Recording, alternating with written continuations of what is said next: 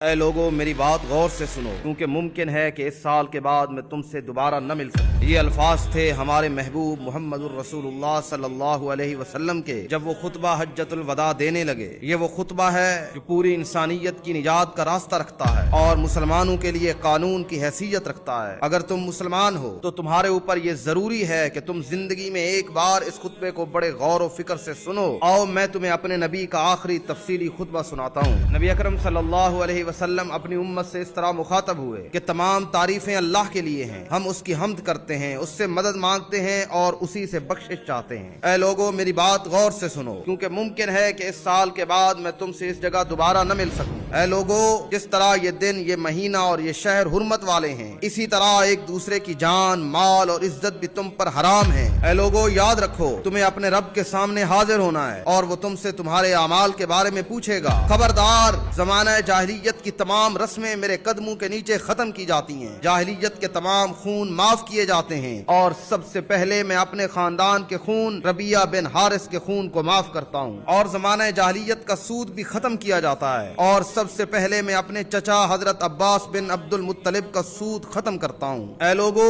عورتوں کے بارے میں اللہ سے ڈرو، تم نے انہیں اللہ کی امانت کے طور پر حاصل کیا ہے، تمہارے ان پر حقوق ہیں اور ان کے بھی تم پر حقوق ہیں، ان کے ساتھ اچھا سلوک کرو۔ میں تم میں دو چیزیں چھوڑے جا رہا ہوں، اگر انہیں مضبوطی سے تھامے رکھو گے تو کبھی گمراہ نہیں ہوگے۔ ایک اللہ کی کتاب ہے اور دوسری میری سنت۔ اے لوگو تمہارا رب ایک ہے اور تمہارا باپ بھی ایک ہے، کسی عربی کو اجمی پر اور کسی اجمی کو عربی پر، نہ کسی گورے کو کالے پر اور نہ کالے کو گورے پر کوئی فضیلت ہے، مگر صرف تقوی کی وجہ سے فضیلتیں حاصل ہوتی ہیں۔ تمام مسلمان آپس میں بھائی بھائی ہیں، کسی مسلمان کے لیے دوسرے مسلمان کا مال اس کی خوشی کے بغیر کبھی حلال نہیں ہوتا۔ اے لوگو میرے بعد کفر میں نہ لوٹ جانا کہ ایک دوسرے کی تم گردنیں مارنے لگو۔ پھر نبی اکرم صلی اللہ علیہ وسلم نے فرمایا جو لوگ یہاں موجود ہیں وہ یہ پیغام ان لوگوں تک پہنچا دیں جو یہاں موجود نہیں ہیں، کیونکہ بہت سے وہ لوگ جو بعد میں سنیں گے ممکن ہے کہ وہ ان لوگوں سے زیادہ اچھی طرح سمجھیں جو یہاں موجود ہیں۔ پھر آپ صلی اللہ علیہ وسلم نے لوگوں سے پوچھا کہ کیا میں نے اللہ کا پیغام پہنچا دیا؟